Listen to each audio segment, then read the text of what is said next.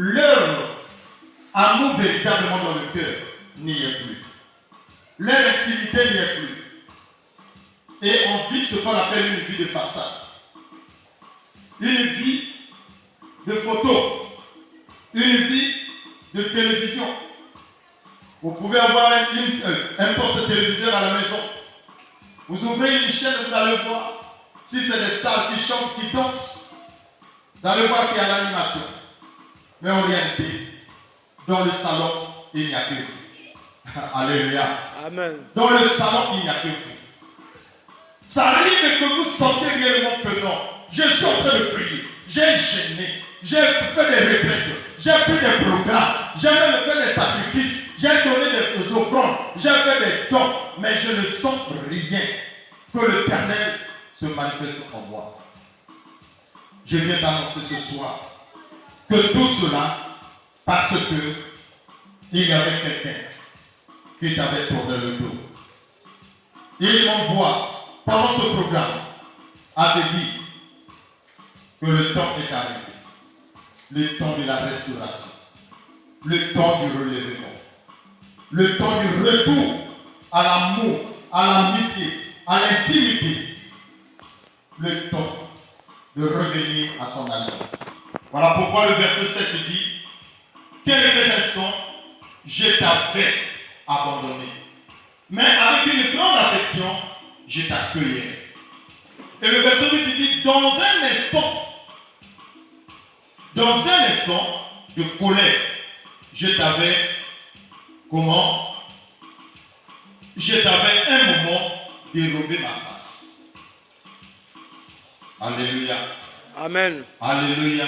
Amen. Alléluia. Amen. Alléluia. Amen. Pourquoi Dieu a abandonné?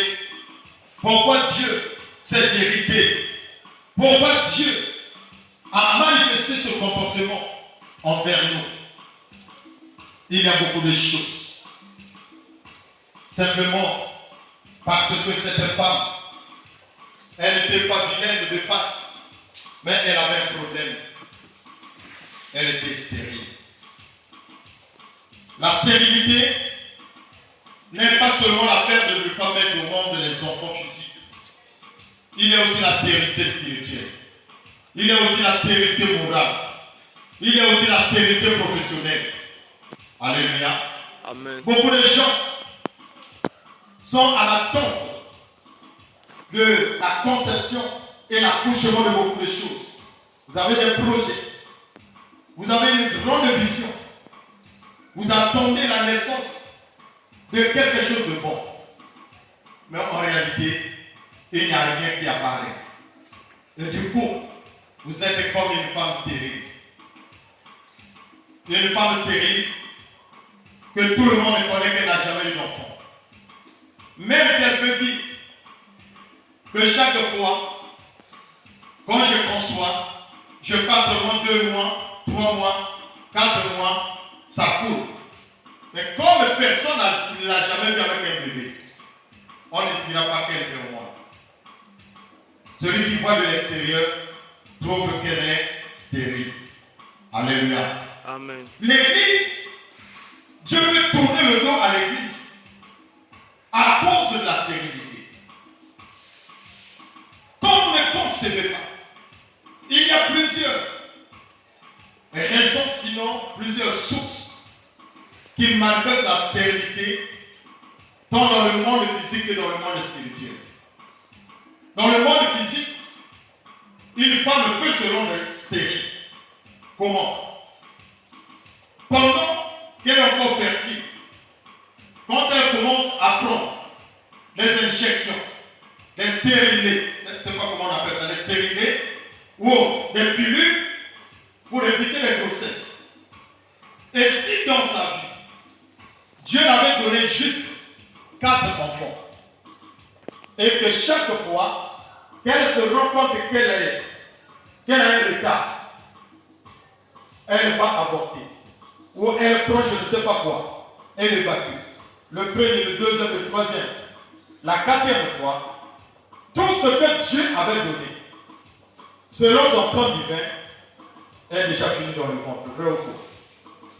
Alléluia. Amen. Parce qu'elle est encore jeune, parce qu'elle est encore belle.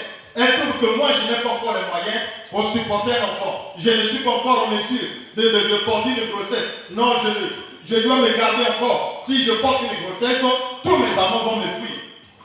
Et elle finira un jour par regretter, parce que quand elle aura un véritable homme qui va prendre l'engagement de la prendre en mariage, elle n'a plus rien dans le ventre.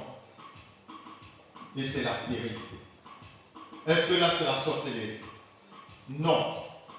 C'est provoqué par elle-même. L'église aussi c'est la même chose. Regardez dans Genèse chapitre 1er.